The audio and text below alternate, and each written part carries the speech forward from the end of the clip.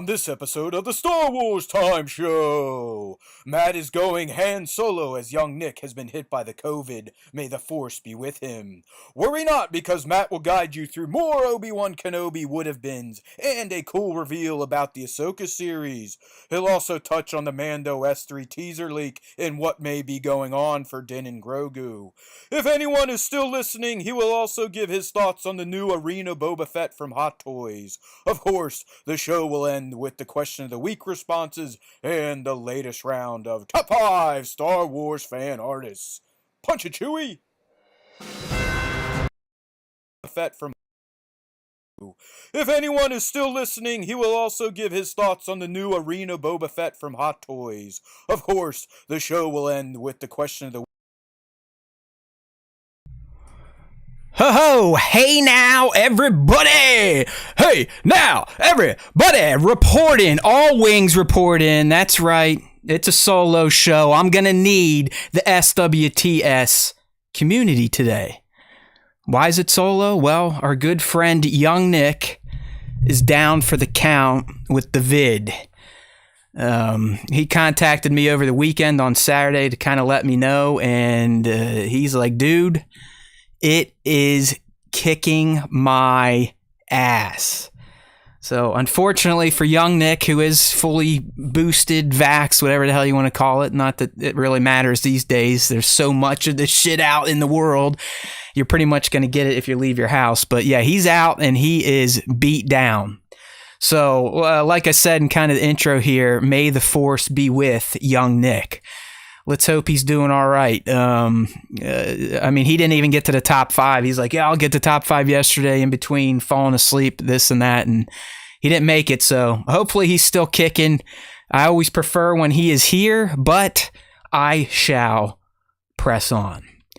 Yeah, he didn't. It doesn't sound like he's gotten the version that a lot of us have received over these past few months.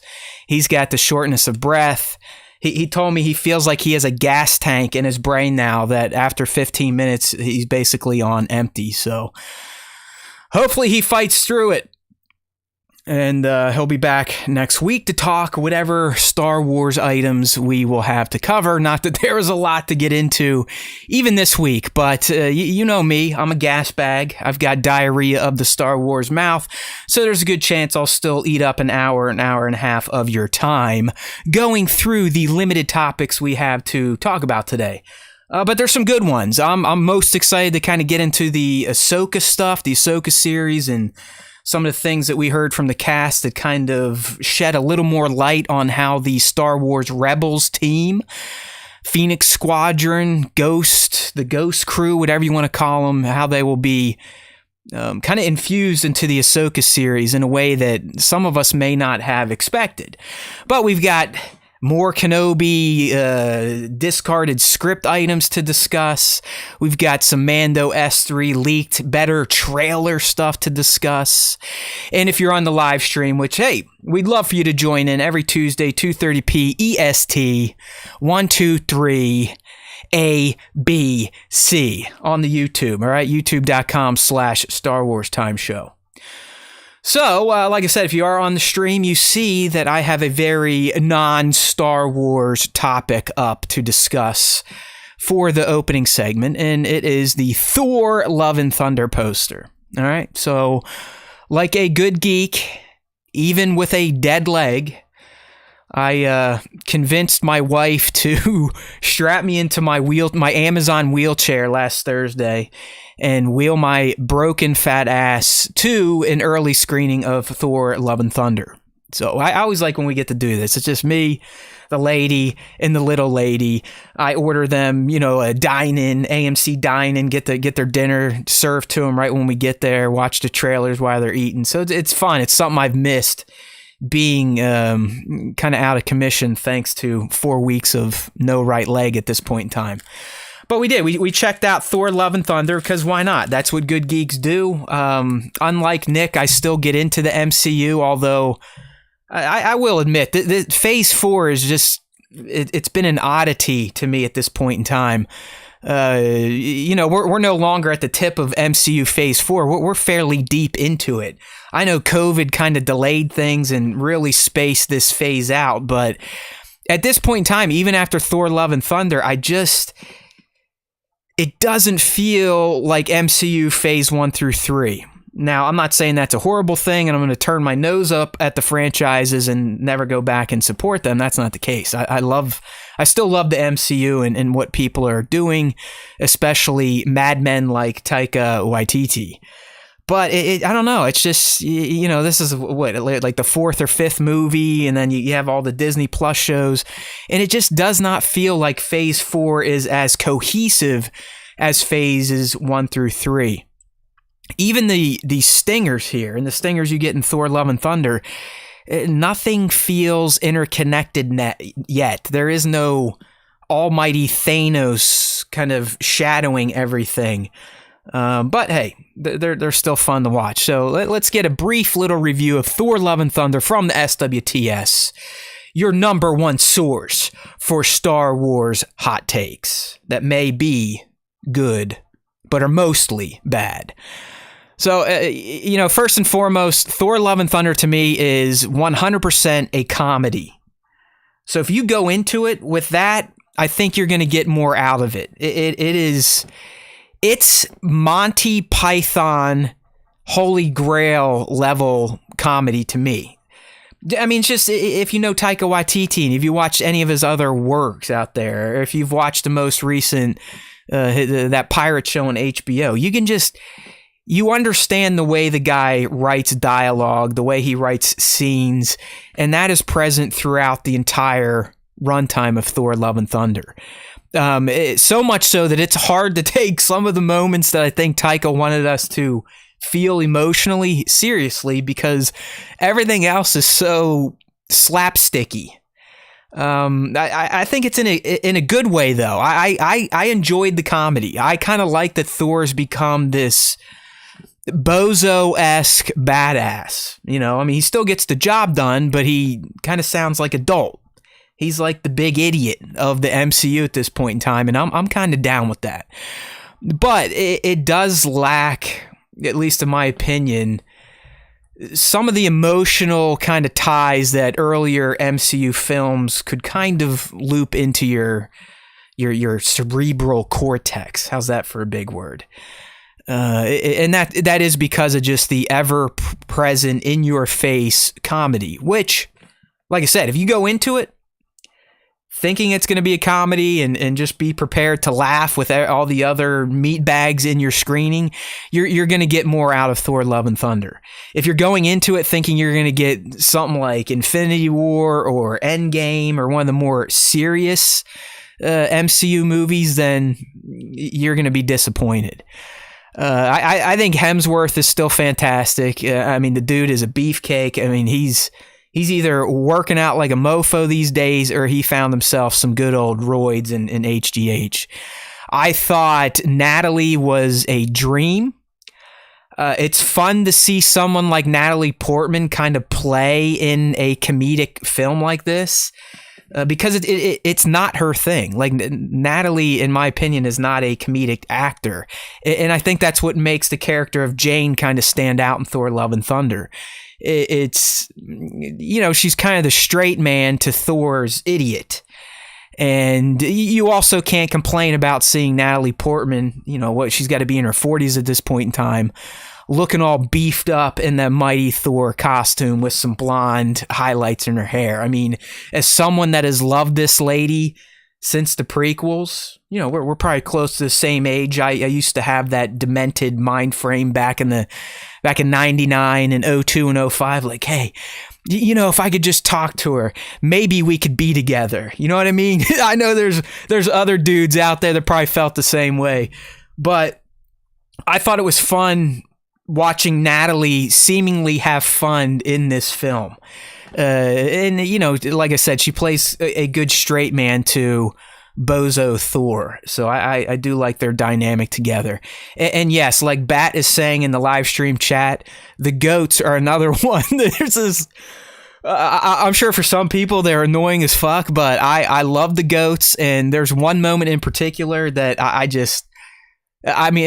couldn't help but laugh out loud because of just the visuals it presents with these goats, and it's just another thing where you go, yeah, I'm watching Taika Waititi Thor, and that kind of makes sense. It's funny as hell. It looks dumb. It sounds dumb, but it makes sense for a Taika film. Bale, I thought was fantastic as Gore the Butcher. It could have used some more of him. He was one of the better MCU villains, as I'm sure you've probably read about at this point in time. But overall, I don't know what it's trending like right now on Rotten Tomatoes. When I looked on Friday, after audience was kind of allowed to chime in, the audience score was around 85. The critic score was around 68. And I honestly think it's kind of an average of the two. I would give Thor: Love and Thunder anywhere from like a 7 to a high 7, like a 77 or something like that. Maybe a 75, 70 at the lowest level. I still think it's worth your time to go check out, especially if you love going to the theater. It is a good theater movie, some good rock and roll. Oh, a little too much Guns N' Roses. I love the Roses, but I feel like they just kind of looped Sweet Child of Mine over and over. It didn't quite have the same punch as the Led Zeppelin motif in Ragnarok, but I enjoyed myself. It was silly. It was a good time. And like I said, worth checking out if you just want to go kind of have a lighthearted MCU evening. Now, if you're a bit of a curmudgeon like my friend Nick, then you might as well just wait and let it come to Disney Plus, because you're not missing any shocking or revelatory moments in the MCU Phase 4. All right, so there you go. There's my little take on Thor: Love and Thunder. Oh, I have to say, it did finally get me in the end, emotionally, and that's because it kind of plays on the father-daughter bond thing, and that's always going to fuck me up. I mean, it is,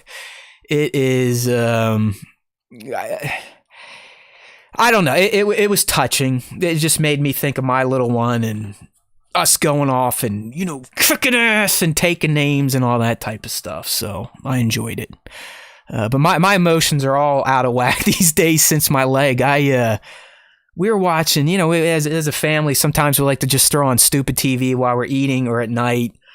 And we were watching it was an episode of AGT where Simon's dumbass was kind of recounting some of the best golden buzzer moments from AGT. I know. I can't believe I'm admitting this, but hey, such is life when you don't have all your legs working. Yeah, Bat. So I'm just going back to Bat here. If you're listening to the podcast only version, he's asking who was Love from the movie. That's a good question, man. I mean, I don't really want to get into how she was created. I mean, I'm sure you understood that that eternity god had a hand in it, and I don't know, but yeah, you're right. I have no clue. Not that I'm well versed in Marvel comics either. I don't know if that little love girl is new or what, but I did like how that final moment finally paid off on the title of the film. Because all along you're like, Love and Thunder, yeah, rock and roll. Is it about Jane and Thor? And then at the end you finally get it explained to you. But yeah, clearly she is mega powered, right? I mean, gotta be mega powered, little Love. Like I said, I'm kind of dancing around this because the movie hasn't even been out a week, so I don't want to get into spoilers yet. But yeah, I think Love has potential to be very, very, very powerful if they decide to keep her in the MCU. So, all right, there you go. And no, Joe and Bat, I love GNR. It just felt like they used the same damn songs over and over again. All right, well, this is the Star Wars Time Show, and just because Nick isn't here doesn't mean we're not going to talk about Star Wars. I do have a few things to kind of dish on with all of you, or at least the few of you, the wrenches and the diehards in the live stream chat. Like I said, join in. You never know. You might like it, you might hate it, but you will not know until you give it a try. YouTube.com/Star Wars Time Show. And welcome to any new listeners or watchers out there. I mean, we've the whole short content campaign has panned out in terms of getting new subscribers and whatnot. I just don't know if that translates into, are they actually going to listen to the podcast and watch the weekly live stream? Hopefully that is the case, because we always love finding new friends. All right? We always love finding new friends. Okay. So let's go ahead and shift into some Star Wars talk here. I got to get my things are out of order here. Don't want to get into the Mandalorian thing quite yet. We'll save that for a few segments down the show today. What are we on? Episode 221. Big time in it. Will you stop playing? All right, here we go. The thing I want to talk about is a little live action Star Wars, in particular the Ahsoka series. Oh, thanks, Bat. Getting some feedback on Bat here. He's digging my remixes. It's kind of a lazy way to do reels on Instagram, but I am finding they are kind of fun, where, you know, people leave the remix option open to where I can kind of put their videos side by side to my fat bald face, and I react to them, usually on the fly. So those faces you were seeing are just my dumbass being me, watching some fun Star Wars content from other fans. I just reacted to our boy Nova's upcoming stop motion, which I think is going to be dropping on podcast day for the Star Wars Time Show, so Wednesdays. And then someone we've interviewed on the show last year, Plastic Action, Jax Navarro, he just made a stunningly smooth stop motion short featuring Thor, Jane, and a surprise guest at the end, and it's kind of a play on Dirty Dancing. So I reacted to that today. So thank you for the feedback there. Like I say, I mean, I hate begging and pleading, but I'll do what I got to do. If you see any of our short form content popping up on Instagram, YouTube, TikTok, I would love a like, comment, shares, all that stuff drives interaction. So thank you, Team SWTS. Okay. Let me take a breath. I think I have, I'm experiencing one of those moments where it feels like a nose hair is starting to go down your throat, right? And then come back out of your mouth. So give me a second here.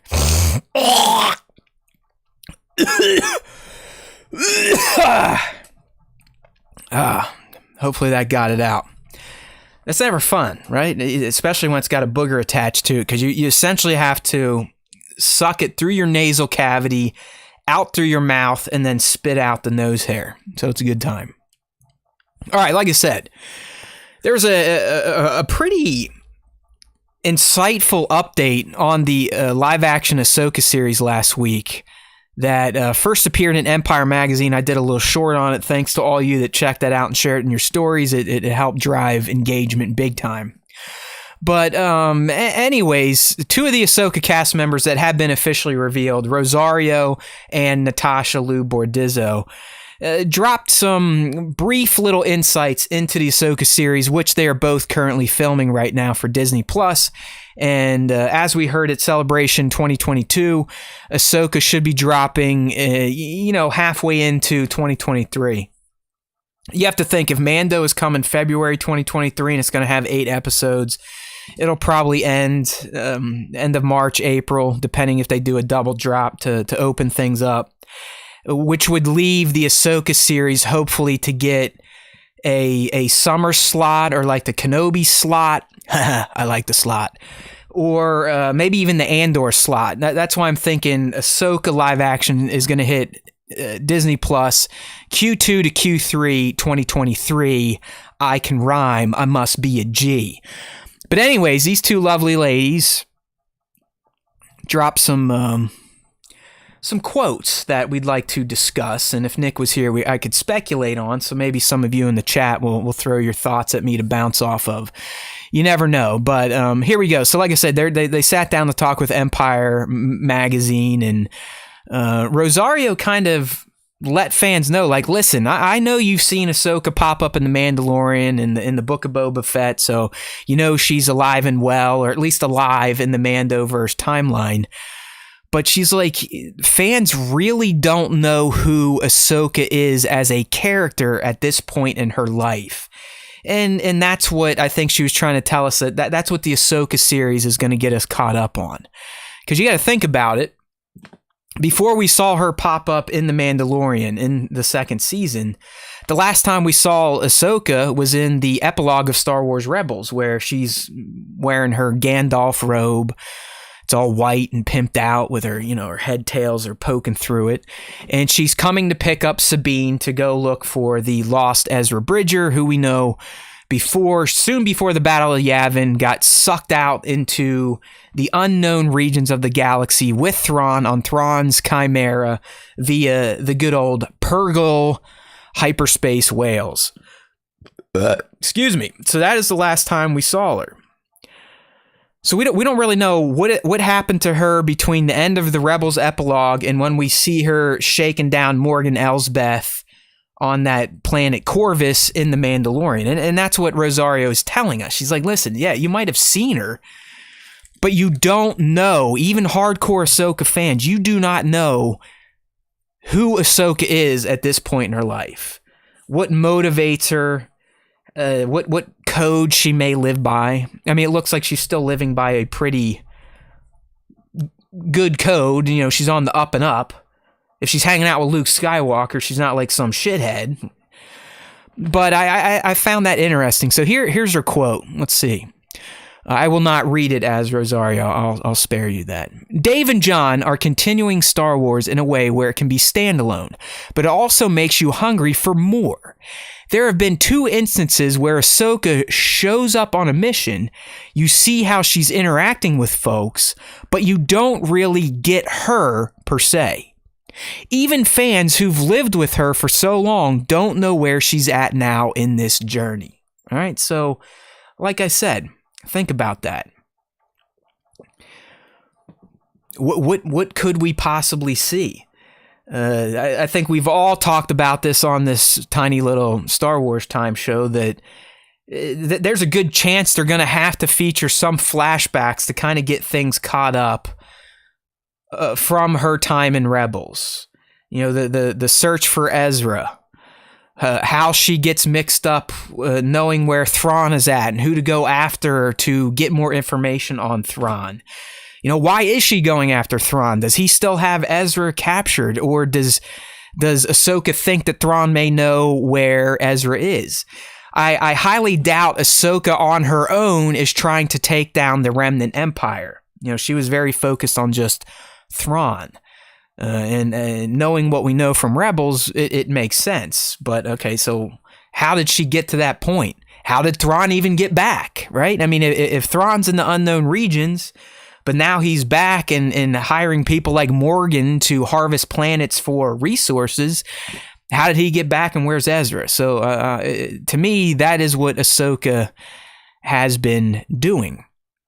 But what are some other things? I mean, has she gone on other missions for other people to do good?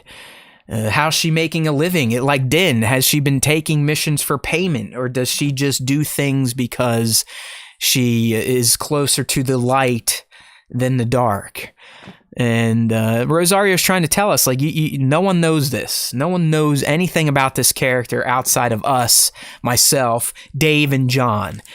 So I think she's trying to tell us, without telling us, that in this season, we're going to kind of get caught up on what has happened with Ahsoka and what has made her who we have met in the Mando verse at this point in time.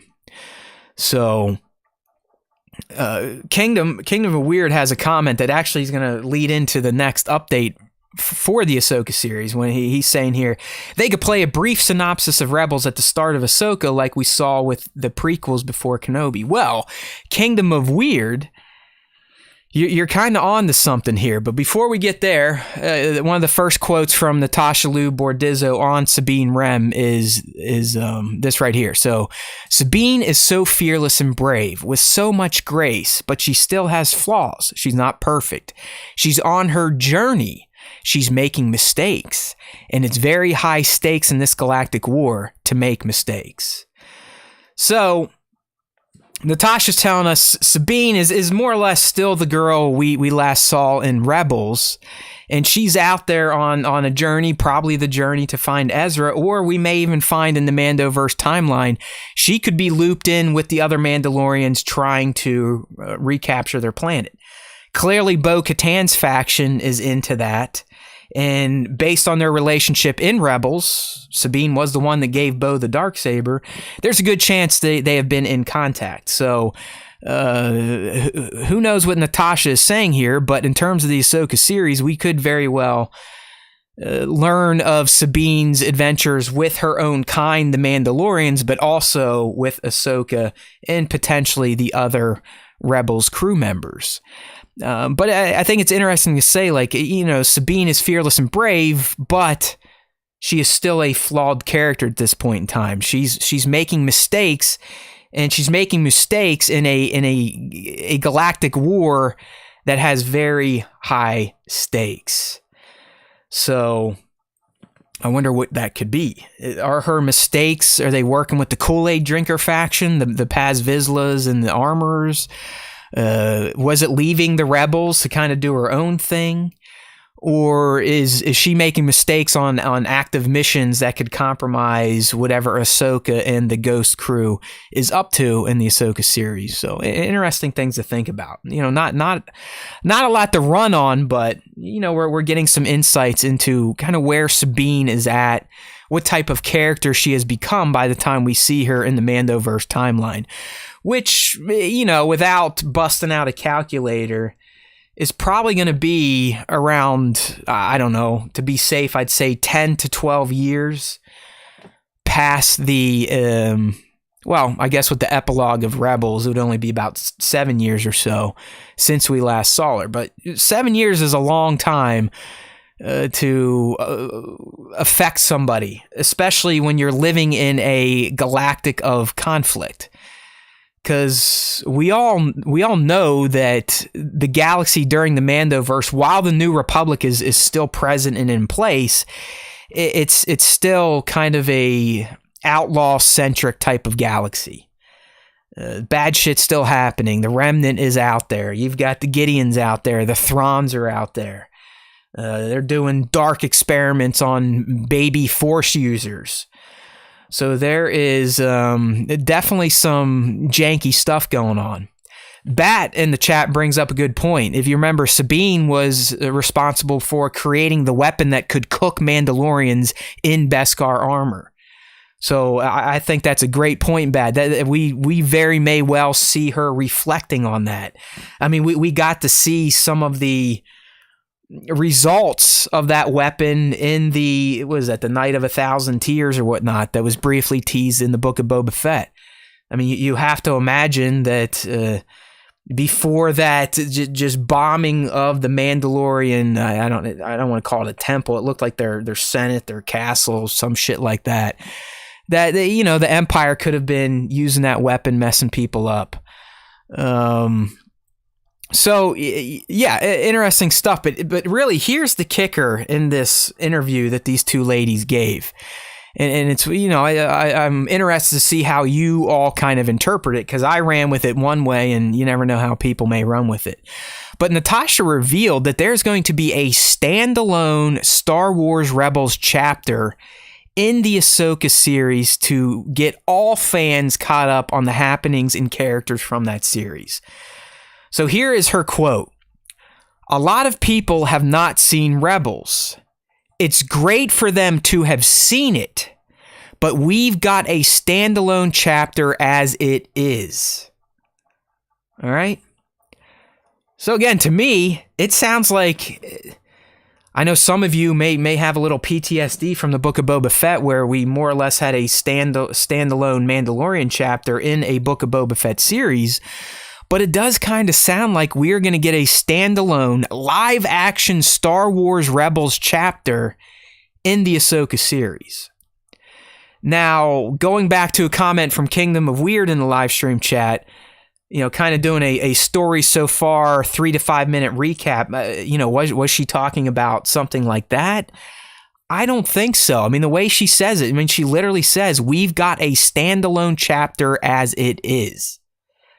So, if we just run with the fact that the Ahsoka series is going to have Star Wars Rebels Chapter 0 in it, what could that entail? Is it going to be all flashbacks using the live-action cast? Or will it be still set in the present to kind of introduce everyone to the Rebels, while through the Rebels and then talking and maybe them having flashbacks in the present, we'll also get some of the Rebels' backstories that were already covered in the animated series. Now, knowing Dave and John, they're not just going to rehash an episode of Star Wars Rebels or do a montage of Star Wars Rebels greatest hits using the live action Rebels cast. I think it's going to be purposeful. So to me, I think the standalone Star Wars Rebels chapter in the Ahsoka series is going to be set during the Mandoverse timeline, but fully focused on the Rebels crew. Maybe the episode before Ahsoka calls out to them because she's found something on Ezra. That's kind of like the teaser we got in the Book of Boba Fett, where we kind of caught up to his story, and they're like, Fennec's like, hey, I know who to hire, and we get that the Mandalorian theme song played, and then the next episode was full on Mandalorian. It could be something similar in Ahsoka, where we're watching the Ahsoka series where we got caught up with her character. Now she's going to be like, oh, I gotta call some old friends, and maybe they'll play the Rebels theme, or we'll see the ghost silhouette flying in space, and then the next episode we'd pick up right with the Rebels and the Mandoverse timeline to kind of see what they're up to. But within that episode, maybe they get some flashbacks to some of the past moments. Specifically, I think the past moment they only have to cover would be the stuff with Thrawn and Ezra. So it could be a brief live-action portrayal of Ezra's heroic act to save the Ghost Crew, Phoenix Squadron, and kind of the Rebel Alliance at large. But I think most of this episode, if it is as Natasha is proclaiming, would be set in the Mandoverse timeline, just to kind of get everyone acquainted with the Rebels crew that didn't know them, with a little bit of flashback kind of sprinkled in to kind of tip the hat to us longtime Star Wars Rebels fans, while also, again, informing the uninformed, like, this is who these people are, this is what they're doing now, and this is some of the stuff they went through, and, why they're connected to Ahsoka, so on and so forth. So, yeah, all right, I'm going to the live stream here. Yeah, so I'll start with Bat. We get live action Chopper. We've had live action Chopper, and we saw if you were at Celebration, you saw the kind of the Rebels reel. There's definitely going to be live action Hera. We get a behind shot, and that's it. So you have to assume there's going to be a live action Ezra. Still don't know who is playing him yet. Is it Mina? Is it this guy? Is it that guy? Nobody knows. Clearly, Kanan's not going to be in it unless they go Force Ghost style. Zeb's a good question. I hope they do include Zeb. I think Zeb in a practical costume like they did for Chrysanthemum in Book of Boba Fett would be fucking banger. So that would be pretty legit. And now Kingdom of Weird, we kind of addressed this last week. So Kingdom of Weird is asking, can we address Captain Rex's age at this point? What's the chances of us seeing Tem as Rex finally? We talked about this last week. I think Nick did the math. He busted out the clone calculator, and clones essentially age at 2 times the rate of a human. So I think we decided that Rex would be in like his 60s or so at this point in time. Because when we meet him in the Clone Wars, he's a Phase 1, so he's essentially already 20 years old at the start of the Clone Wars. By the end of the Clone Wars, which took 3 years, he'd be about 26. Then if you fast forward, we'll make it easy, 20 years to get into the events of the original trilogy, he's going to be about 46. And then if we add another, 12 on to that, again, he's going to be in his mid 60s, late 60s, early 70s, I think. So that is the age that Rex technically would be due to his advanced aging. So yeah, I think Tem could definitely be in there. Shave his head, give him a white beard. I think it would look fucking sweet. I'd love seeing Tem and his bald little head in a white beard with those, right? Rex still had like jet black eyebrows. I could be wrong. I'm just kind of pulling shit from my ass. So Bat's saying 50s. I'm saying 60s to 70s, right? We got to figure that out. It's about 19 years between the prequels and the OT. So that'd be about 40 years. He already had 20 before that, so that's where I'm getting 60. And then if we go from the originals to the Mando timeline, which is 7 years past, that's another 14 years. So yeah, that's why I'm thinking he's going to be quite the geezer during the Mandoverse timeline. I just think it's a foregone conclusion. I mean, Tem is so baked into live action Disney Star Wars at this point. He's going to be in it. All right, so let's kind of keep the faith on that. Kanan's kid, that is also a good point from Kingdom of Weird. So yeah, I could see Kanan's kid being in Ahsoka, and in fact, if they wanted to really kind of explore that, Kanan's kid could be one of the most interesting characters and kind of give Ahsoka another storyline just beyond the Find Ezra and Find Thrawn stuff. Because you got to think that Kanan's kid, there's a good chance he has some Force abilities, and what better person to potentially talk to or work with a Force user than Ahsoka. But I have to remind you of what she told Din back in The Mandalorian Season 2 about working with Force users. If she senses any sort of bond between them and someone else, she's out of there. So I don't think Ahsoka would choose to train or really work with Hera and Kanan's son just based on how we've seen her react to Grogu. But you never know. You never know. Maybe that's something we'll learn about that she tried to do, and maybe that's why she's even more hesitant to do it by the time she meets Grogu. But to me, I think the reason she takes that stance is 100% related to Anakin. She saw exactly what happened to her master, Anakin Skywalker, when he had attachments. And I think she essentially is PTSD as fuck from that, and has made a promise to herself that I will never train someone with attachment ever, because I don't want to be the next Obi-Wan Kenobi. You know what I mean? All right, Bat cleared it up. It looks like Hera and Kanan's son is Jason Syndulla. I'm guessing Syndulla since Daddy died and Jarrus wasn't really even his real name. Doom. It would have been Jason Doom or Jason Doom Syndulla or Jason Syndulla Doom. You just don't know. Okay. Looking at some other questions here. All right, I think we're all caught up on that. Thank you to the live streamers. I do appreciate getting some stuff to bounce off of here. Yeah, Weird. I'm with you. I did a run through of Rebels like 2 years ago with the little one when she still enjoyed watching Star Wars with the old man, and I do feel like Rebels deserves another screening in full. Not even just the last season, but an in full watch, which I'll probably queue up just in time for the Ahsoka series dropping in 2023. So that's that on the Ahsoka talk. I was jazzed to see that reveal from Natasha, and quite frankly, I was like, damn, I'm surprised they didn't kill her for revealing that, because that to me is a pretty big reveal. I mean, that would be like Pedro coming out and be like, oh, hey, there's a standalone Mando episode in the Book of Boba Fett. Don't worry about it, fans. You'll see me.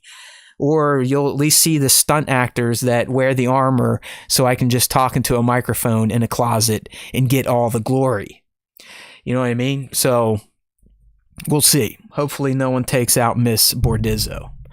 All right, because I'm a lazy ass and do a lot of this stuff in short form comment or content these days, I also have another update on the original Kenobi series script, which, to get everyone caught up, in case you're new here, This guy, Stuart Beattie, has been dropping all sorts of bombs, revelations from his Kenobi script, which was supposed to be the Kenobi movie before a lot of angry, salty fans ruined the whole A Star Wars Story run in theaters. And while last week I was like, yeah, I think we're going to be done with this, the direct kind of beat it like a dead horse. But lo and behold, I think a day or two later, they released another bit of their interview with Beattie, and it was another kind of a headline-grabbing reveal for Star Wars fandom, if you know what I mean. So, according to Beattie, again, the guy that originally penned the Kenobi script, he is also credited as a writer in the Kenobi series, so you know this is all legit. But according to him, one of the last big takeaways from his version of the Kenobi series was that Vader won the final duel, and there was a lot more Emperor Palpatine in the original Kenobi script. So, before we get to the Vader stuff, sorry people, without Nick, I'm sucking in a lot of air, so there's going to be a lot of mouth gas coming back at you. I am a pig, and I apologize. But anyways, a little bit on how Palpatine was going to be involved early on. So this is a quote from Stuart Beattie himself. To me, Vader in this period is just so obsessed with Kenobi, so obsessed with revenge and what you did to me, you know that he just wants to put a lightsaber to him. And he doesn't want this to last another second. He wants to kill this guy. In my film, he was under pressure from the Emperor from the beginning. Forget Kenobi. Forget Kenobi. That's Anakin. Let that go. Focus on the present. We've got this problem and this problem and this problem, you know, and Vader just can't let it go. All right, so this is, it sounds like, you know, from the get-go, we were going to get that conversation that we got at the end of this Kenobi series where Palpatine shows up casually. He's like, hey, bro, you done fucking around with this Kenobi jerk-off finally? Like, hello, I need you. You're kind of my guy. You're a Dark Lord of the Sith, and people are scared of you all around the galaxy. We got these rebel cells popping up, and you're worried about getting a little bit of revenge on Mr. Hello there. So that was going to happen from the onset. And, you know, to me, that is more akin to the Kenobi-Vader relationship that has been so expertly played out in the comics. We've at this point in time have not gotten that dynamic really in any of the movies or live action Star Wars. You just don't see how demeaning and how subservient Vader is to the Emperor when he is speaking to him. So there is a part of me. I mean, I love the Kenobi series. I'm not one of these people that's all salty about it or got worried about production value. I thought it had a great story to tell, and I love where it went. But something like this, I think, definitely would have added to it and kind of honored the relationship that has been so well fleshed out in comics, but we would have finally gotten it a bit more on the small screen. So here's another comment on how Palpatine was going to be used in the Obi-Wan Kenobi series, and it was Beattie was kind of explaining. He's like, I was going to kind of have a few conversations between Vader and Palpatine to show you their dynamic. And this one in particular, it sounded like he was going to have them almost get into a bit of a comedic routine. So here's what he had to say. Palpatine was sending Vader to crush a rebel uprising on a moon somewhere, and he was saying, forget Kenobi, forget Kenobi. And I had this really funny line I thought was funny. But it was, you know, Vader saying, look, Kenobi is one of the two biggest threats, you know, in the galaxy. And the Emperor responds, well, you know, pity you didn't kill him when you had the chance. And Vader responds, the other one is Yoda. Burn! And Beattie continues, and the Emperor just gets really pissed off at him. You forget your place. You know, so he's on him from the start. Let this go. That's Anakin. You're Darth now. If done right, that could have been a pretty interesting conversation because you don't really kind of tie humor or even snark to the character of Darth Vader. So I don't know. Maybe that would have been a little too Taika Waititi for Star Wars. But reading it on paper and kind of thinking of how that would play out in my head, I kind of would like to see that. I would kind of like to see Vader talk back a bit to his master, because in the movies he's kind of just the little bitch boy, like whatever you say, boss. And now in the comics you get a little more of his pushback, and sometimes he shivs Sheev, if you will. But this little funny scene that Beatty had planned, I don't know. In my head, I think it could have came off right and given fans something to smile about, while also thinking like, damn, Vader, he does have some balls of steel. Literally. I mean, they truly could just be mechanical balls at this point in time. So on to kind of the big beefy thing, the clickbaity part of this reveal is the fact that Vader in Beatty's original script was going to win the final duel. So I'll kind of set up how that was going to play out. And, based on comments on the various platforms where the short was posted, it seems like a lot of fans would have preferred this, but there were some others going like, nah, that would have been stupid. So anyways, here we go. And this is Beatty again, not me, because clearly I'm not intelligent enough to write Star Wars anything. In mine, Vader won the fight. They were fighting on this space station. It was falling apart in the atmosphere of this big planet, and Obi-Wan basically fell off. I kind of want to pause right there. If you remember some of the original concept art for Kenobi, where these two were fighting and Kenobi is in more of like a white robe, and they were on like metal structures and shit was on fire and breaking apart. Right there, my friends, I'm pretty sure that was concept art from way back when. But anyway, so here we go. So they're on this space station. It's falling apart. They're fighting. And Obi-Wan essentially falls off of the space station. Back to Beatty speaking. Vader pushed him off and they separated. They didn't get a chance to find Obi-Wan, basically. But what was going through Obi-Wan's mind is the same thing, which is, my brother is truly dead. He's gone. And while I absolve of that guilt because I didn't kill him, Vader killed him, I'm still just devastated. I'm absolutely devastated. So what Beatty is saying, like once Vader pushes Ben off the space station as he's kind of floating into space, living, because we know Force users can do that, he's reflecting on like, all right, Anakin truly is dead. Like he was going to get the same closure we saw him get in the actual series. So here Beatty kind of goes more into this final duel and Vader winning. In mine, he really did believe that Kenobi was dead at the end, which was the thing that allowed him to finally let Kenobi go and focus on ruling the galaxy with an iron fist. Because it always seemed that in A New Hope, he was shocked when he was like, I sense something, a presence I have not felt since. Why do you stop talking to yourself? It's because you're that shocked, So I always felt that was a moment when he suddenly realized, oh my God, he's alive. I mean, in the next scene, he's talking to Tarkin and Tarkin's like, what? No, he's dead. He's got to be dead, but no, he's alive. So I felt that was justified, and really the only way that Vader would have stopped hunting Kenobi is that he believed Kenobi was dead. So that's a lot to break down. And, I'll be honest with you. I think Beatty has a great point. We even saw it at the end of this series. Vader's like, hey, I'm tracking Kenobi. I'm going to find him. So he clearly is not over that obsession. And it does make sense that Vader would be obsessed. I mean, he still has that need to get revenge. So I think Beatty definitely was coming from a good mindset on having Vader feel like he won this final duel.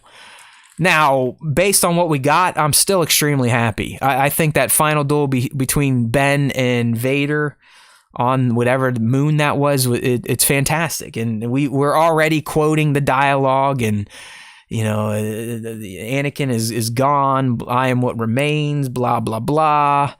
I killed Anakin, yada, yada, you. It's still pretty fantastic. But I do kind of understand why Beatty originally wrote it the way he did.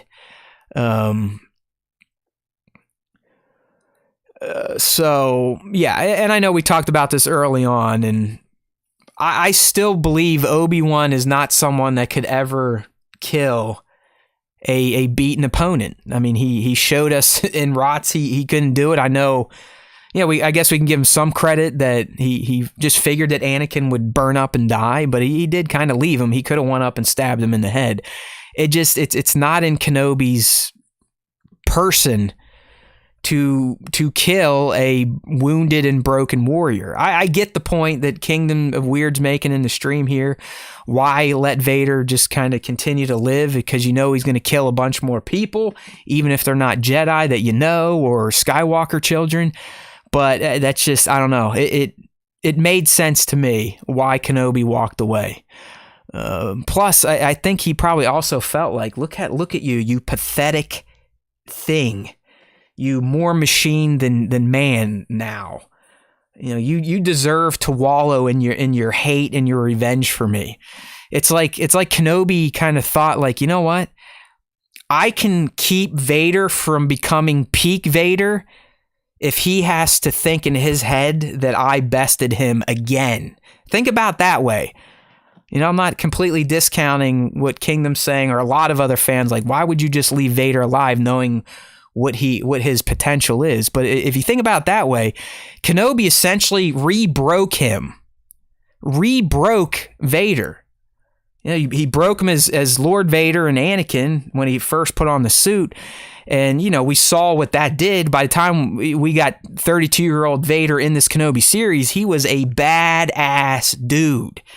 Killing kids for feeling sad that he was killing their dad, dragging women through the street, wiping out his own Inquisitors, fucking up Kenobi, burning him, torturing him. I mean, he was not OP, but he was feeling it. But by the end of it, the person of his ire, and someone that has probably lived in his head since that day on the banks of Mustafar, who he thought was weak and who he thought he could easily beat, actually regained his abilities to a whole new level and kicked the living shit out of him. So to me, that took Vader from a place of feeling good about himself and wanting to kick ass and take names to completely breaking him down again mentally and emotionally, and reducing him to a screaming madman who could not dedicate his true power and being to becoming the biggest and baddest Sith in the galaxy. So there's kind of a spin there for you. Clearly they couldn't kill him because of established canon too. But I get it. I get the, a lot of people questioning, like, why just leave him there? But I think that makes sense to me. I don't think it's in the character of Kenobi to kill the wounded and the broken. And B, I do think by Kenobi leaving Vader in that state, beaten, busted, and broken yet again, just like he did 10 years prior, probably did more damage to Vader's potential than anything else that he came across before we meet him again in the original trilogy, where, he's a little more grown up, getting close to his 40s, and more into, just kind of being the Emperor's hand, if you will. And then the last thing here. Now, I would have liked to have seen this. Beatty also established in his last little interview with the Direct that, like, listen, in my Kenobi, Vader was the Jedi killer, and you would have seen it. So here is what the opening would have been like, or Vader's introduction in Beatty's Obi-Wan if it made it to theaters. To me, if Obi-Wan has a chance to kill Darth Vader, he would do it. See, this is where Beatty and I disagree a bit. I mean, how many countless lives would you save, right? Especially knowing that Vader would be hunting other Jedi, which was established in the show. My film began with Vader taking on 5 Jedi at once and killing all of them, so it established that he is the big Jedi killer. The Inquisitors are capturing them, but Vader is the big daddy who comes in and just lays waste to any Jedi, all while hunting Kenobi. All right? So, there you go. I would have loved that opening. I mean, anytime we get to see badass Vader taking down other Force users or just taking down anything. I mean, I'm kind of sick. I liked him kind of terrorizing those innocents on that Mapuzo planet. But to actually see him go against other Force users, that would have been something special. But I don't know. I mean, Obi-Wan had the chance to kill him and didn't do it in Revenge of the Sith, and then we saw it happen again. I don't know, man. Yeah, it's like a Kingdom. We're just going to disagree on that. I don't know.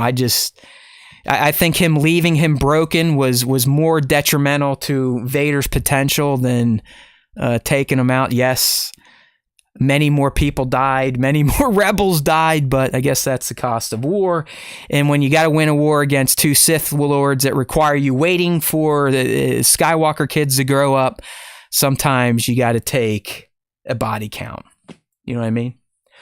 But yeah, I would have loved to have seen the Vader versus 5 Jedi. I think that would have been a treat and something that has kind of been portrayed in the comics. So there you go, getting you caught up on Ahsoka and the Kenobi movie that never was. All right, so yesterday, someone got a cleaner version of the Mando Season 3 teaser that was first shown at Star Wars Celebration 22. And, it showed up in our Discord, so I felt compelled to talk about it and kind of describe it, all that fun stuff. And the reason I didn't do a full breakdown with images or just use the footage because I'm trying not to get any of our channels or content banned. This leak has definitely gone out all over the internet, and it is definitely getting pulled down by copyright notices. So that's why I didn't do a full SWTS breakdown with visuals and whatnot, but I do have a short for everyone I'd love for you to check out where I just kind of describe what this Mando Season 3 teaser had in it, which I will so courteously do again now. All right, I'm not gonna play the short for you, but I'll just kind of go through some of the, I kind of wrote down 10 or 11 moments that could warrant a description, and I'd say 1 or 2 of them actually may have some insights for us into what we can expect in The Mandalorian Season 3. I mean, you already know what I think it's going to be about, and I think it's already been proved that that's what it's going to be about thanks to this teaser, and that is Din returning to Mandalore to try to regain his favor with the Armorer and the kind of the cuckoo wing of the living Mandalorians. And really, this teaser hints at that. There's definitely a lot more Mandos in Season 3. I'm talking more than even in Season 1 when we saw the covert come to Din's aid. It's going to be probably 3, 4, 5 times more Mandos than that. All right, so here we go. It opens with a shot of Paz, the heavy Mando, firing into the sky while children are running behind him. And then you kind of get more shots of Mandalorians fighting. They're all random. Like the armor's all different color. It's very unique. It's not like it's Bo's Night Owls or, the Armorer's Death Watch, if she is a part of Death Watch, which she more than likely is. It's not clear if the children are Mandalorian or if they're foundlings or if Paz and whatever Mandos, probably the Armorer, are just living with other basic humans at this point in time. But he's clearly protecting them from some form of incoming attack.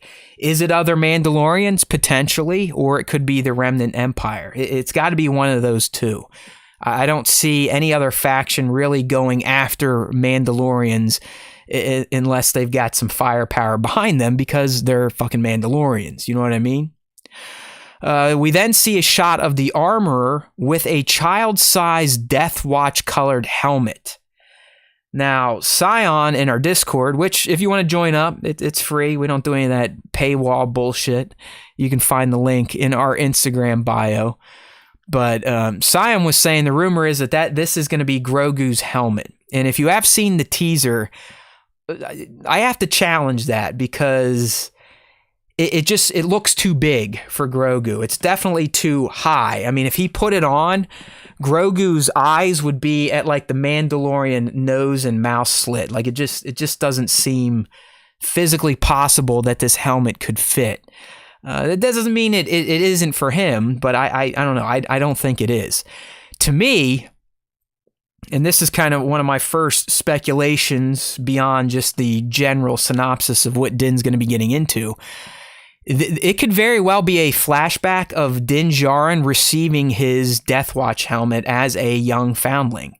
You got to remember, he was saved by Death Watch. That's why he is in the Kool-Aid drinking clan of the Mandalorian society. So there's reason to believe that when he was a youngling foundling, you say youngling, I say foundling, he was given a Death Watch helmet. And it looks like Bat is agreeing with me here in the live stream chat.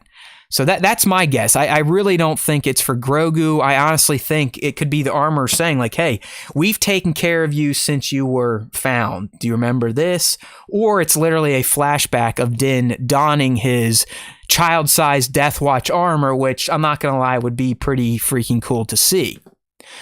The teaser then moves into Din and Grogu, and they're in a dogfight in space. And the interesting thing to note here, in a lot of these shots, at least the ones in the teaser of Din in his shiny new N1, Grogu is riding in the cockpit.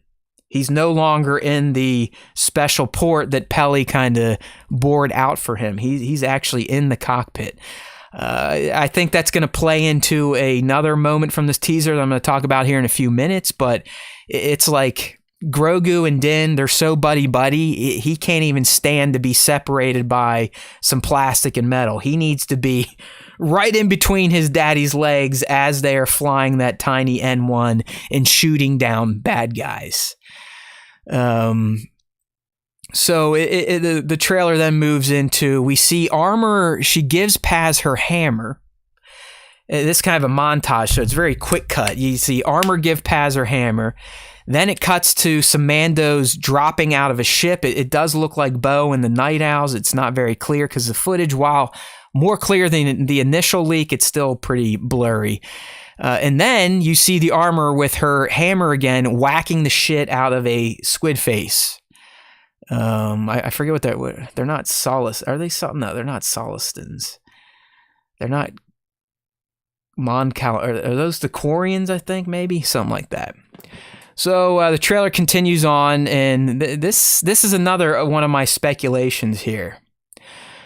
We see Din land on a planet, and then it quick cuts to Babu freaking Frick and a bunch of other little Babus. It's like his whole, I don't know if they want to Planet Babu or what, but there's a bunch of little Fricks, and I'm pretty sure the one is Babu because the fans cheered. Then you can hear him kind of like, hey, ho, yo, ho, like he talks.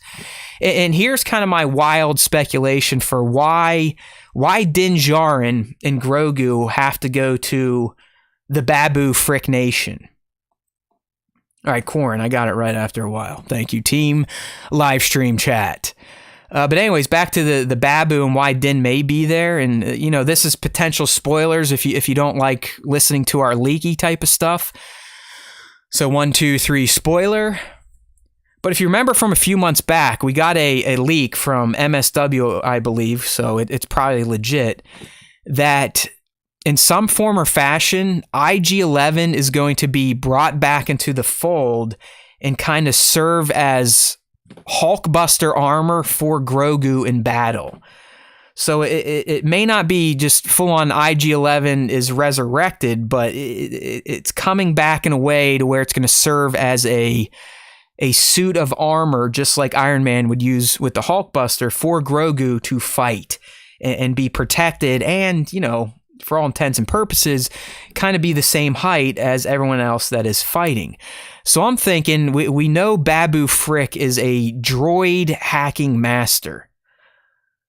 So what better place to take a mostly destroyed carcass of a droid than to Babu Frick, to have it kind of restored and kind of pimped out to accommodate Grogu for this mechanical suit of armor, which we also heard is basically going to talk to Grogu and guide him just like Jarvis did for Iron Man. So that's why I think they're going there. I mean, there's really no indication. You don't really see any IG-11 parts.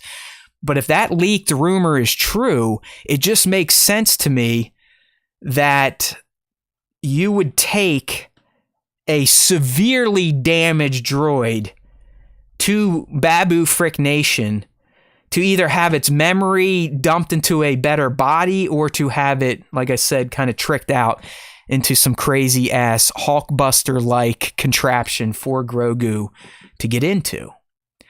So that's my guess. You heard it here first. Write it down, everyone.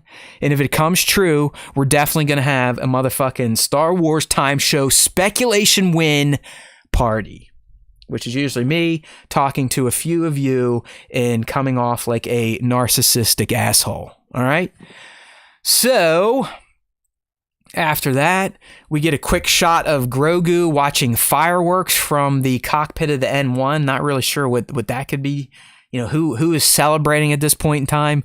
My guess, it could be maybe they're back on Navarro, and we know Grief Karga at this point in time is like the magistrate. Maybe he's having some sort of celebration on Navarro. We also know on Navarro from season 2 that they actually have a shrine to IG-11.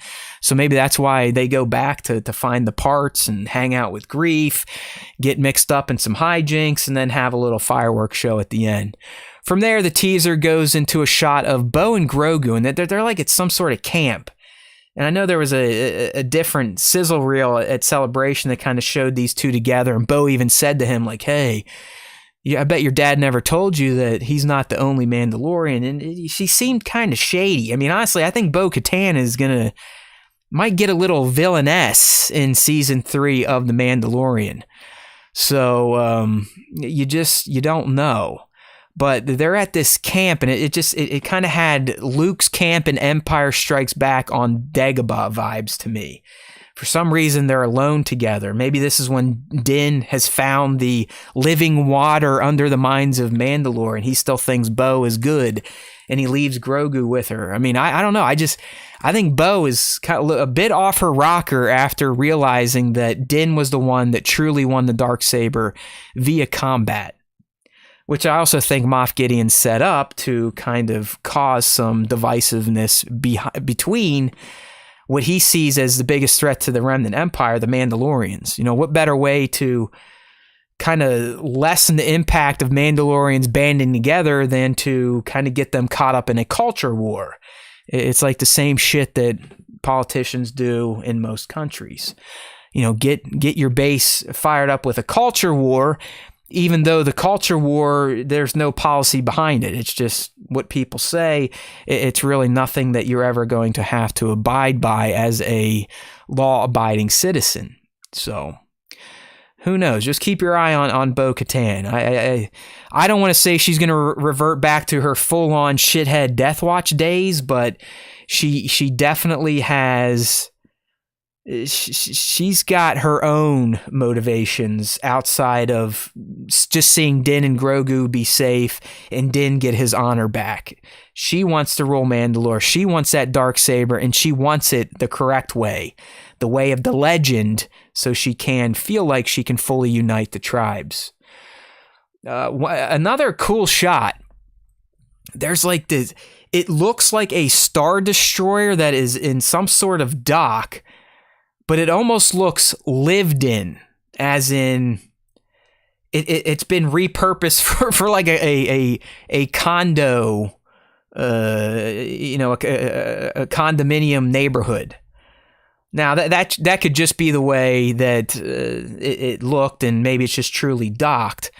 But this is the first time we're seeing what appeared to be a full-on Star Destroyer in the Mandoverse timeline. I mean, Gideon kind of had his Corvette type of deal, but it was not a full-on Star Destroyer. So, but to me, it did. It looked like it had been repurposed on a planet and turned into like a habitat. But who knows? Maybe it's one of these other Moffs or these other remnant generals and leaders that Giancarlo Esposito talked about in a recent interview, where he's trying to bring them all together and get them to buy into his vision for restoring the Empire to prominence. So you just don't know. That's what I mean, Bat. Some good old overhauled, fix my house type of shit, or this old house, renovated Star Wars Star Destroyer apartments. That's exactly what I was thinking. Thank you. Okay, so after that in the teaser, we're almost through all the moments here. We get to see Din in another space battle, but he's fighting above some moon or asteroid base. I don't want to go so far as saying it's one of the moons of Mandalore. It truly looks more like our moon or the surface of an asteroid, and not like, was that, is it Concordia or Concordon? One of those that we've seen in the Clone Wars and Rebels.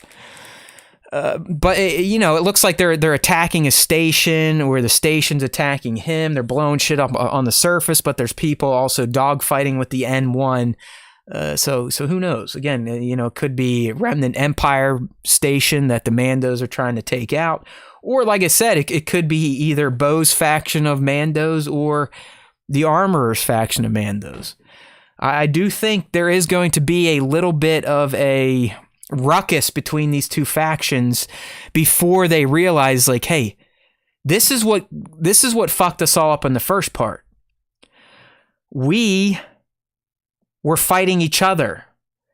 We had the hardcore traditionalists that kind of aligned themselves with Death Watch, and then you had the Mandalorians of the future that aligned themselves with Duchess Satine.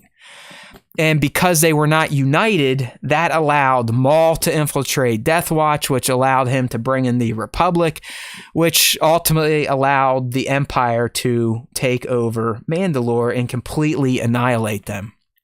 So while I do think the Kool-Aid faction of Mandalorians and the more Bo-Katan realist faction of the Mandalorians at first will not be on the same page. There may be some shooting, some grappling, some burning, some punching, but then something's going to happen and be like, you know what? Let's get our shit together. Why are we fighting each other? We need to be fighting the Remnant and taking back our planet.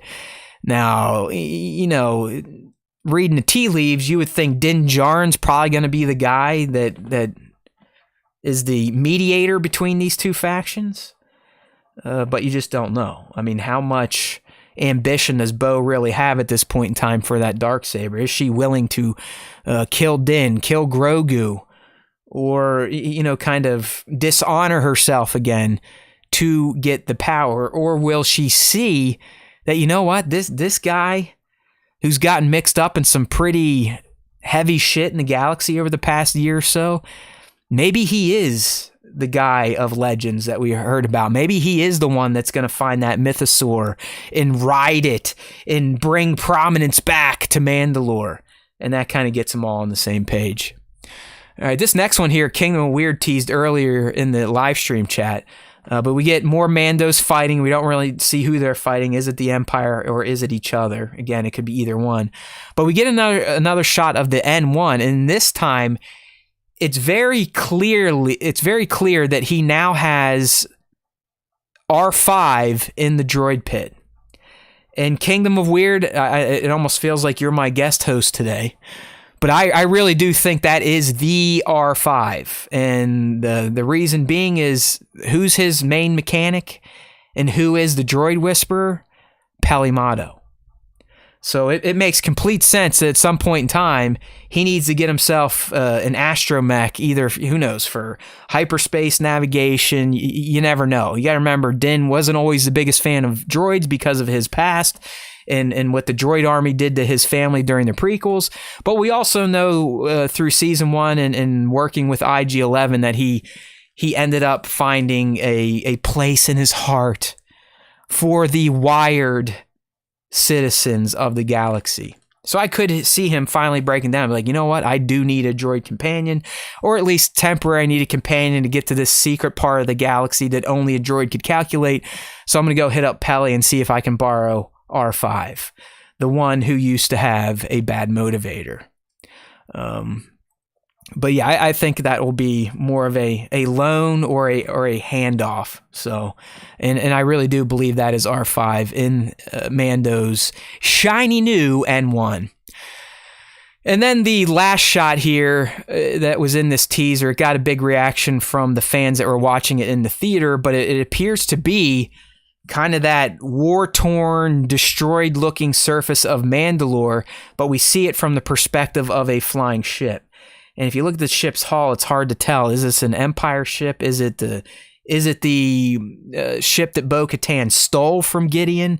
Or is it a brand new ship in general? So that was the teaser. Sadly, I don't think we're going to get anything official that's not from someone's shitty phone in a theater until we get to closer to 2023. I mean, in fact, it might not even come out until March, April, May of 23. But hey, sometimes you gotta applaud those people that like to break rules in these behind the scenes events and whip out their phones and record shitty versions of stuff that not everyone gets to see, because now we at least have some insights into what Mandalorian Season 3 is going to be about and look like. It's pretty amazing that they had a lot of this finished footage with special effects and all ready for this teaser when you think about Mandalorian wrap production I don't know, a few months ago in 2022. So what's Bat in the chat here? Bat's in the chat. He's saying end of season 3, Bo betrays Din. Huh. Interesting. I mean, I could almost see that happening midway through the season, and then by the end, that's when Din kind of has his big moment of meeting the prophecies of Mandalore and kind of paying off on some of the shit the Armorer was spouting off. Because I'm telling you, don't sleep on those scenes from the Book of Boba Fett between the Armorer and Din. You can clearly see that she sees something in Din that she doesn't see in Paz or really any of the other Mandos that were in her covert. She knows he's special. That's why she trains him and kind of berates him and wants him to get better at wielding the Darksaber. And even when she excommunicates him, she still, a minute later, gives him the knowledge on how to get back in the good graces. So I in the story she tells of like, oh, these are only myths, but listen, Dave and John, they're not going to infuse those myths just for fun. To me, that was all foreshadowing, and there's a good chance if Bo turns or not, after she sees whatever crazy ass heroic shit Din does in season 3, that could potentially see him riding a living mythosaur. I think she'll kind of get back to it. All right, so that's that in a bag of chips when it comes to the recently re-leaked, cleaner version of the Mando S3 teaser that was shown at Celebration 2022. I see we got SW Props in here, fresh back from hopefully a successful trip over in London at, I don't know, it was like Showmasters or something. He was over there with Lauren Mary Kim and some other performers that have been involved in live action Disney to do some signings and whatnot. SW Props is going places. He's got clients. I think his boy Tate Fletcher is who gets in Paz Vizsla's armor when we see him on screen. So I don't know. Maybe the Star Wars Time Show will be getting some deeper insights into the Mandalorian Season 3, because there's a good chance Props was talking to Simon Cassanitas as well at this Showmasters events. All right, good. He just said it was very successful. Love to see that. Anyone that supports the Star Wars Time Show, we will support you as much as we can in turn. That's what we're here for. You know what I mean? But you know what to do, Justin. You know what to do. Send those leaks. We got to get back on the board. We got one on the board for the Obi-Wan Kenobi series, and it was confirmed to be true. But I'd like to get more on there, like Bespin Bulletin and Making Star Wars. You know what I'm saying? All right. So, what type of time we working with at this? Not bad. Hour 22. I figured it'd be like that. I mean, I usually can talk about Star Wars forever, but with the old broken leg these days, keeping my leg the way I have to keep it at the desk, it tends to get pretty freaking annoying. Although overall, I think I'm a month into this fucked up journey that I decided to go on this summer by smashing my leg at the knee on my one wheel. Things are getting better. It still sucks to not have two legs, but mentally and somewhat even physically, at least from a pain standpoint, life's getting a bit more tolerable. Okay. All right, props. Yeah. We got to figure something out. Send me some DMs. I mean, we got to get on the map as a go-to leak spot. So let's figure this out. But I don't want to reveal anything more. We got to keep this shit secret. Got to keep it secret. No one would ever trace you back to us anyways, because guess what? No one even knows we exist. So you're good to go, bro. And I've been doing this for over a decade. And first in just regular movies and video games, I know how to keep things on the DL and protect sources. All right. So, like I said, that's really all things Star Wars I had to talk about. So it is time for episode 221's fan segment. We do it every week. We're one of the only Star Wars podcasts out there that actually dedicates a weekly segment to our fan base. And you might be asking yourself, if you're new, well, what the hell does that even mean? Well, we give our fans two routes, if you're from Pittsburgh, PA, to get involved. All right? Two routes. You go down Route 8 on your roof and stuff like that.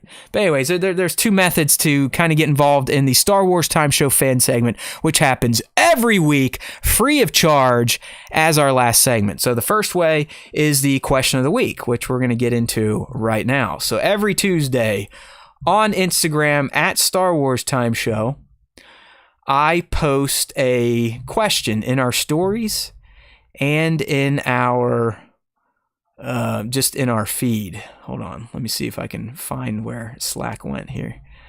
Hello, Slack. Come back, Slack.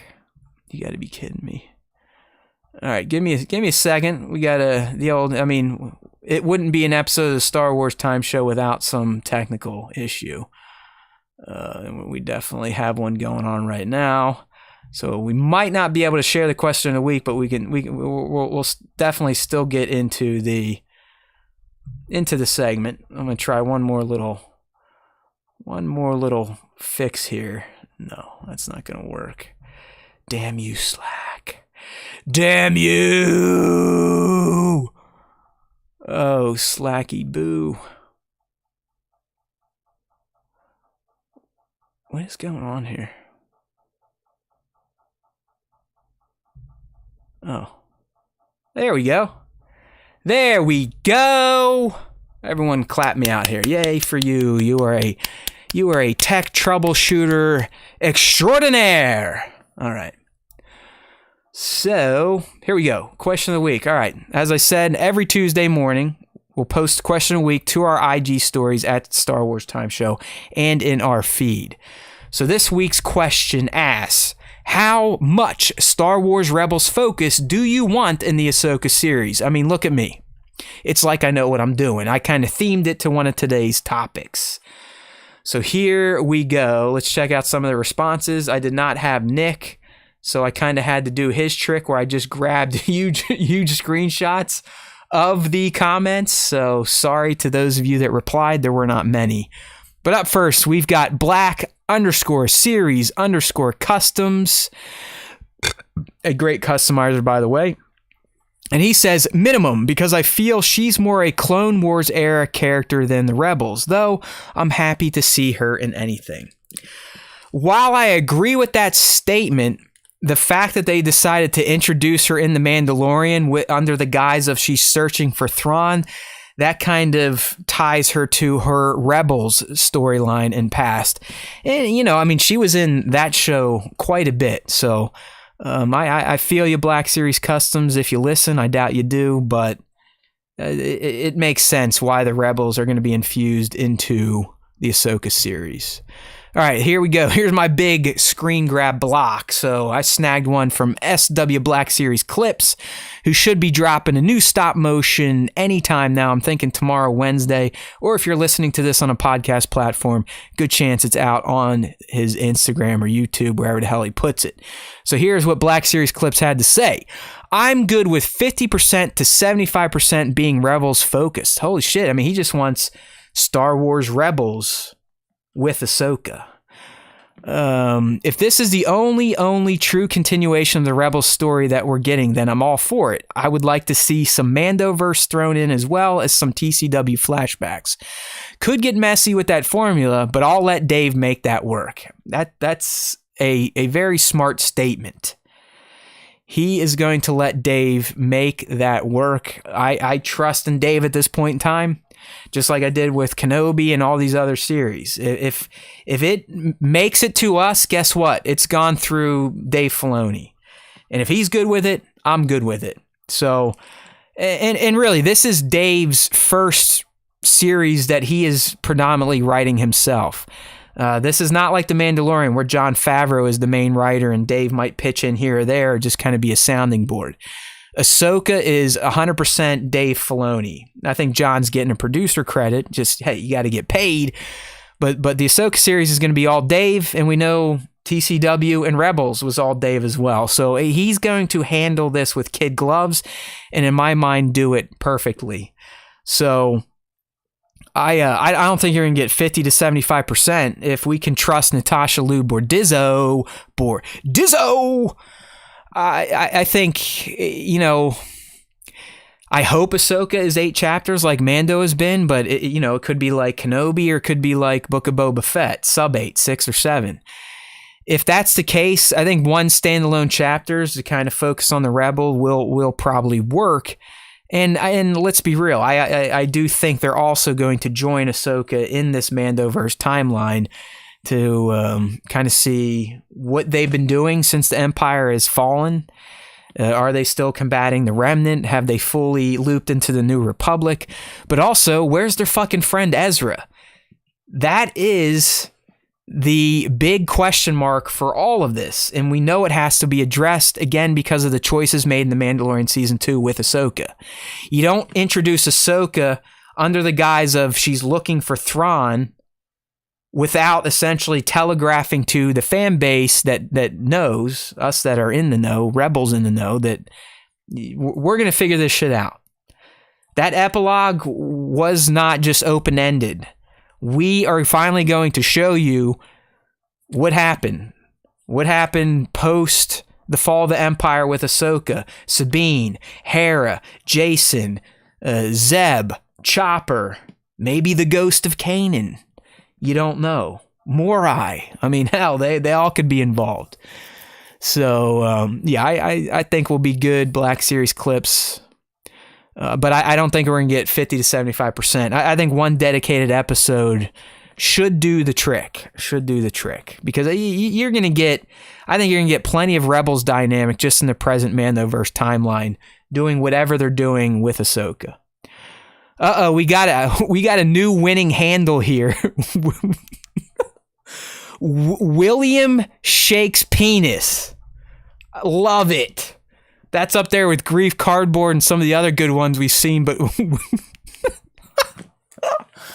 William Shakes Penis. Here's what he has. My God, this is so fucking... See, this is my favorite segment because it gets me laughing, even if it's not Nick reading, so I can laugh at him reading it. But and they even have a William Shakespeare portrait for the avatar. So William Shakes Penis. Here's what they have to say. A lot. People sleep on Rebels. Besides, it's literally a continuation of Rebels just in live action.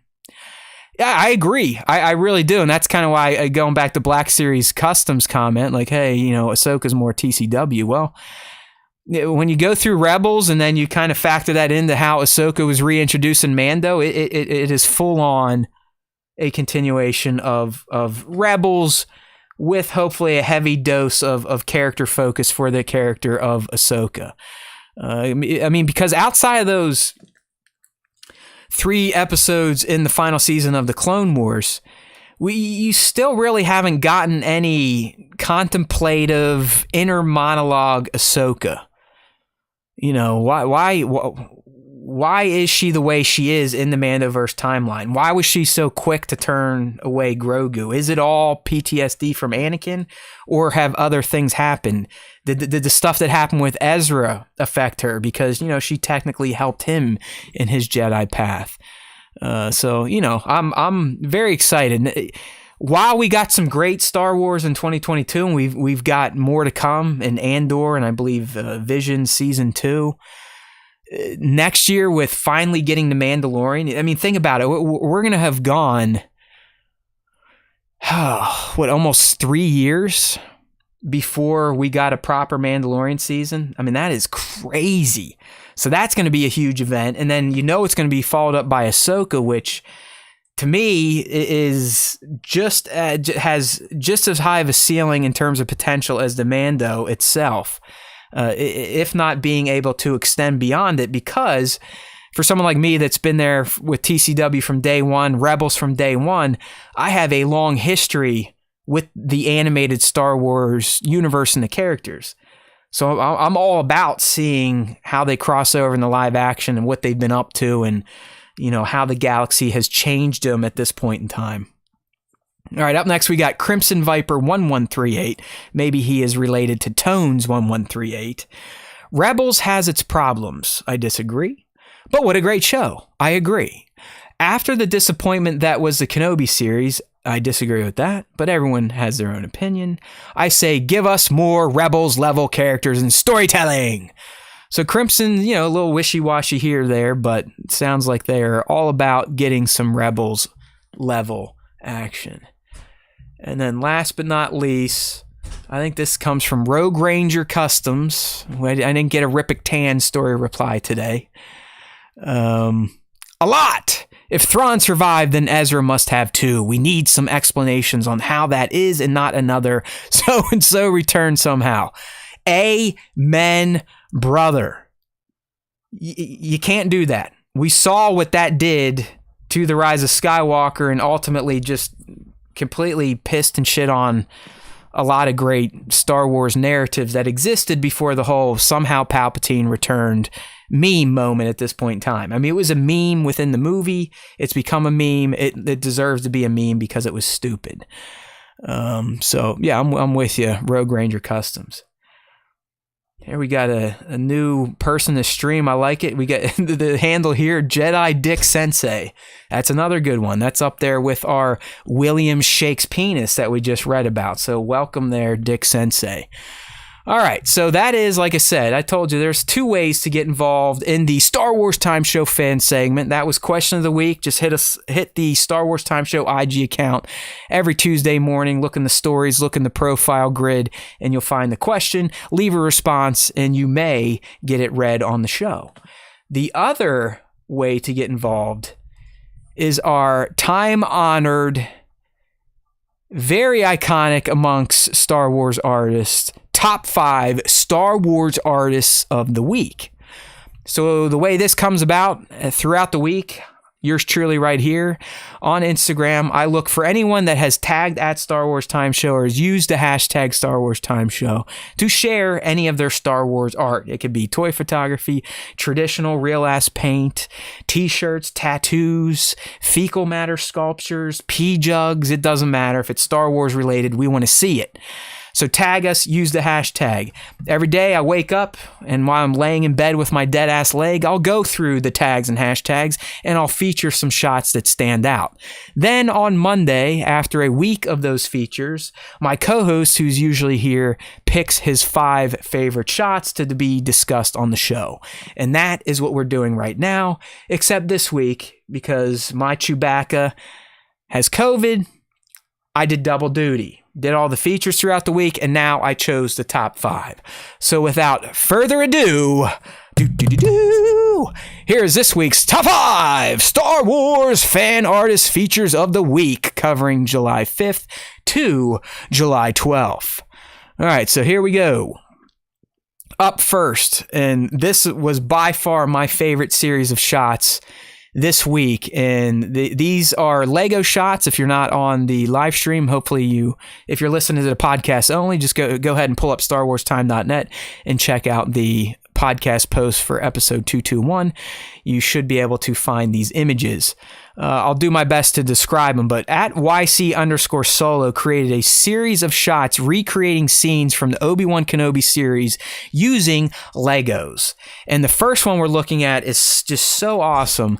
And it is a shot of Darth Vader on Jabeam using the Force to pull down that path transport. I mean, it just looks amazing, and I believe everything is practical, from the background obviously to the figures.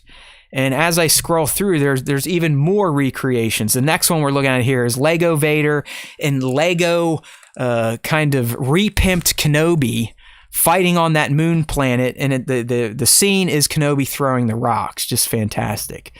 The one we're looking at now is a pulled out shot of their duel, the final duel, crossing sabers with that moon in the background and the dark tone to the planet they were on. Just looks brilliant with Legos. Love it. The one I'm looking at now, it's kind of playing off the motif of Obi-Wan and Anakin when they were in the bacta tanks and how they could almost sense each other after Vader burnt Obi-Wan up a little bit. There we got one, Obi-Wan with Tala and Ned B. Again, a great looking recreation shot. We got one here with Reva and her duel with Vader. It just, I don't know. I love Lego minifigures posed for toy photography. It's one of my favorite subjects in toy photography. And I love, especially when they're recreating scenes from Star Wars. So I'll flip through some of these other ones here. Here's Reva fighting the T-47 on Nur. Here's Kenobi during the hallway rescue scene on Nur. And then again, the escape from the rescue on Nur, the chapter that pissed a lot of people off apparently. The one, episode 4, part 4 that they did not like. And then just another shot of the duel between Kenobi and Lego minifig Vader. Just epic stuff there at YC_Solo. One of the best when it comes to Lego Star Wars photography. Our next feature this week comes from at Odal_Studio, another favorite of ours. This person's been on the top 5 more than a few times. But this setup we're looking at here is just freaking fantastic. Again, for those that can't see, we have a mix of Rebel pilots. Luke's in there, Jaina Solo, Homeboy from Rogue One, Homeboy from Solo. It looks like Poe's in there. You can even see Hera. But what I love about this shot and the way it's the staging, because they're all set up, and it's like they're drawing out their battle plans using wooden TIE fighters and X-Wing and on a little battle map. It's almost like if these Rebel pilots were doing their battle plan not in a ship or not on a bridge where they kind of have that holo projector to do their planning. They're using practical items. So, maybe they're off-world or they're on a planet and they don't have access to their technology. So like old school World War II style, they're drawing it up in the sand, and it just looks fantastic. I know there's 2 Luke Skywalkers in here, and Poe wasn't in the same generation as Luke.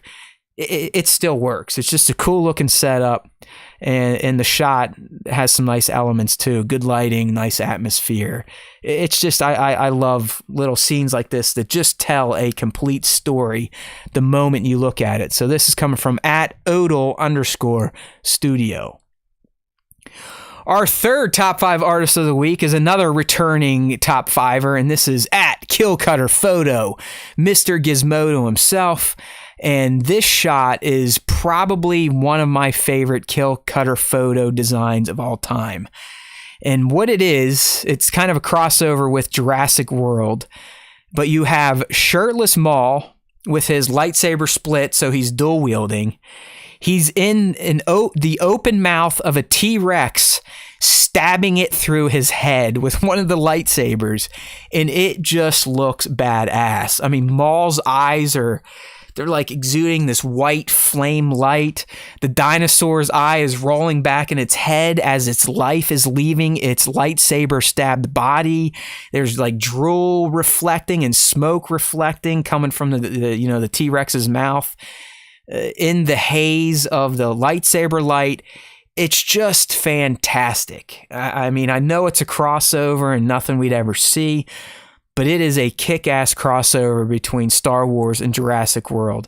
And, Kill Cutter Photo is a master of these practically shot toy photos that he just enhances to the nines with his Photoshop skills. It's just, I love it. I think the lighting is probably my favorite aspect.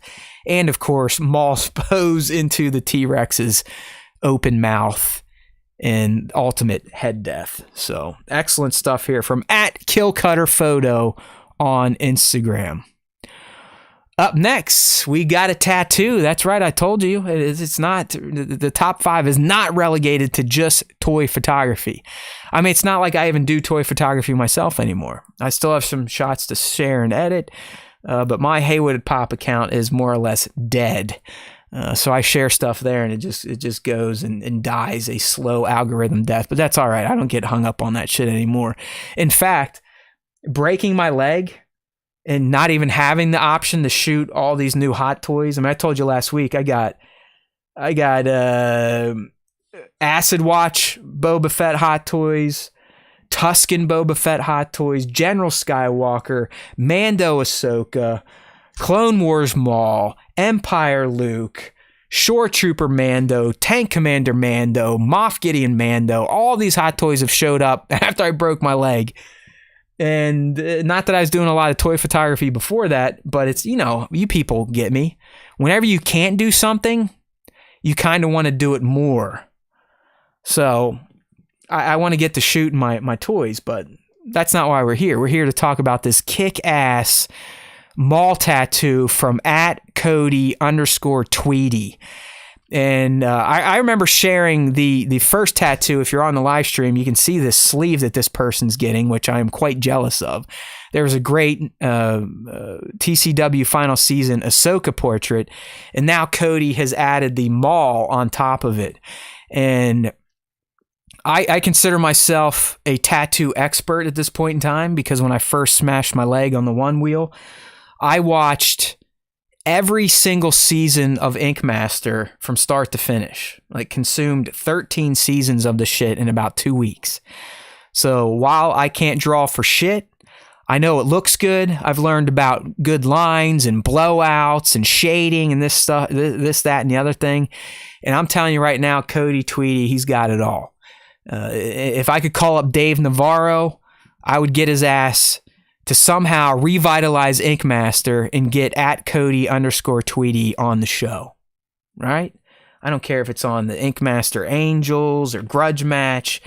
I want to see this guy on TV do this art, because it is just awesome. I mean, this Maul portrait is stunning. The shading provides great lighting. The portrait is drawn very well. The lines are nice and straight. They're thick, so it seems like this tattoo will last and it's not going to fade. And it's just another tattoo. I'm looking at, I'm like, fuck. Why didn't I think about that? Why didn't I go, hey, I want a cool ass Darth Maul portrait on my arm? I want tattoos so bad. I'm just one of these bozos that struggles with being able to describe a design to an artist that I would want to wear on my body for the rest of my life. There's no real fear here. I kind of like pain, and I'm curious to see how much it hurts, because I'm sure it sucks. I also have really shitty skin, so that I kind of question, how would my skin even react? Would I be like one of these asshole canvases on Ink Master whose skin goes like beet red, making the tattoo look all blown out and scratchy and kind of overworked? But if I could get at Cody Tweety to do it, I might give it a go. It just looks great. I know Cody Tweety's gotten into some of the toy photography. And Cody, if you're listening, you are sadly one of the accounts that for some reason we can't see your shares using just our hashtag anymore. So please also tag at Star Wars Time Show. Like not in the comments, physically tag Star Wars Time Show. And that's kind of a notice for anyone out there listening. If you're sitting there feeling like we've been ignoring you and punishing you on purpose, that is not the case. It's been really the last 3 weeks. Hashtags on Instagram are completely unreliable now. So if you are someone that's always been involved in the SWTS and the hashtag Star Wars Time Show, make sure you still do that, but also tag at Star Wars Time Show so we can guarantee see you. I don't know where Cody lives, but if I'm ever there, I might have to swing by his tattoo parlor because the dude's got me sold on his Star Wars work 100%. Again, one more time, at Cody_Tweety on Instagram. All right, last but not least, and this may be one of our first top 5 artists that took a picture of an actual human in Star Wars garb and made it look like toy photography. And I'm talking about this shot right now from at Jack_Stanny on Instagram.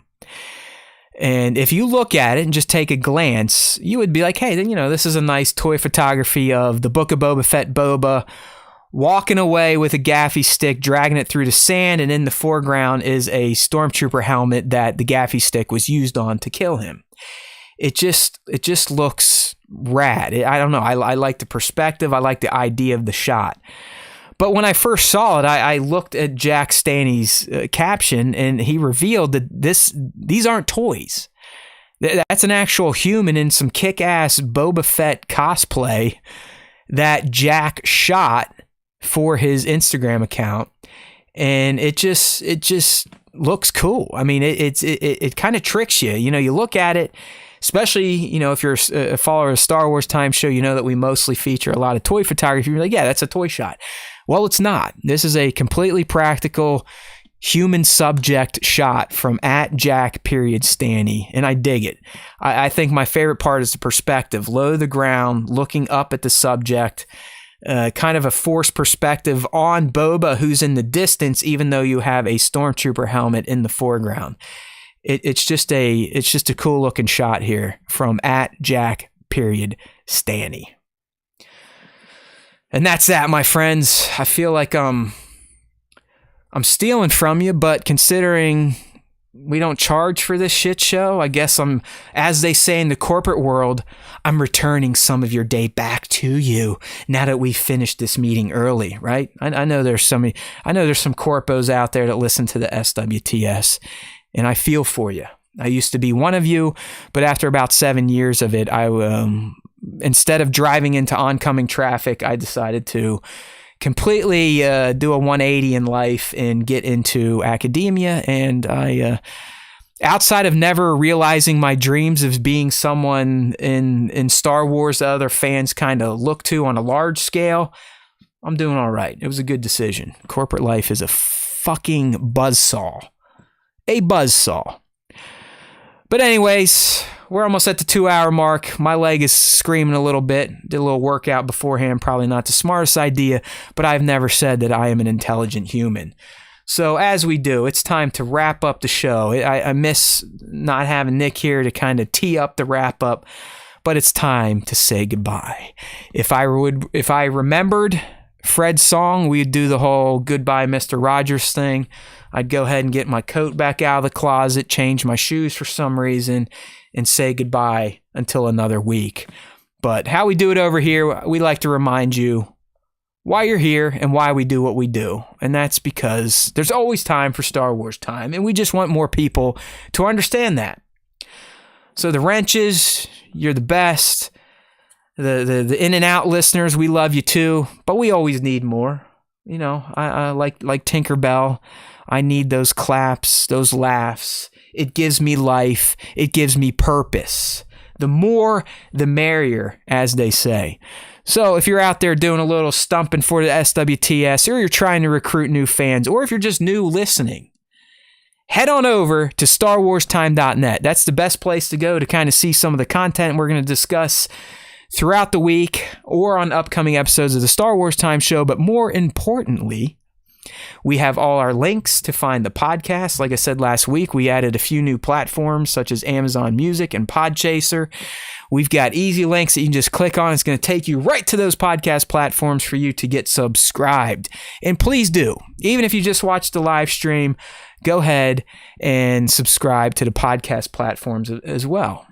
And if it is a podcast platform that offers ratings and reviews, we would love for you to take the 3 seconds that it requires to fill one out. Because the more you tell the machines that you like us, the more the machines will recommend us to other bags of meat. You get it? We all understand the internet these days. We all understand social media. It's not really about the content and what goes into it.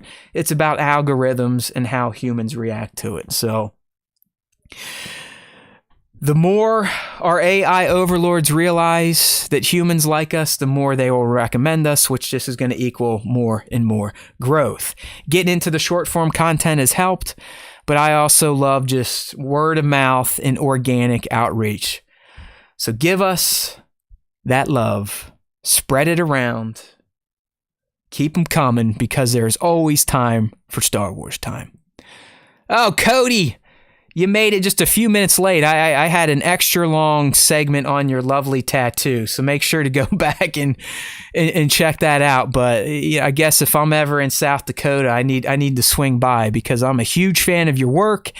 And like I said, if I knew Dave Navarro, I would give him a call up right now and try to get him to get Ink Master up and running so you could go on it, because your Star Wars work is awesome. But alas, it is time to go. You can always watch the Star Wars Time Show on replay on YouTube, or the podcast-only version will release on Wednesdays on damn near every important podcast platform you can want. If we don't have one that you want the wrong one. Trust me, all right? Get those ratings and reviews in. Let everyone know there's always time for Star Wars Time. Send them to StarWarsTime.net. I'm trying to look for an out in this conclusion. I can't quite get there. I'm spinning my wheels here, so I might as well just go to it. Why you're talking about the Star Wars Time Show, and why you're fumbling and bumbling like I am and spitting out the StarWarsTime.nets, just make sure to remind those fans that aren't in the know of this podcast for a more uncivilized age that if they do listen to it, the Force will be with them. Always.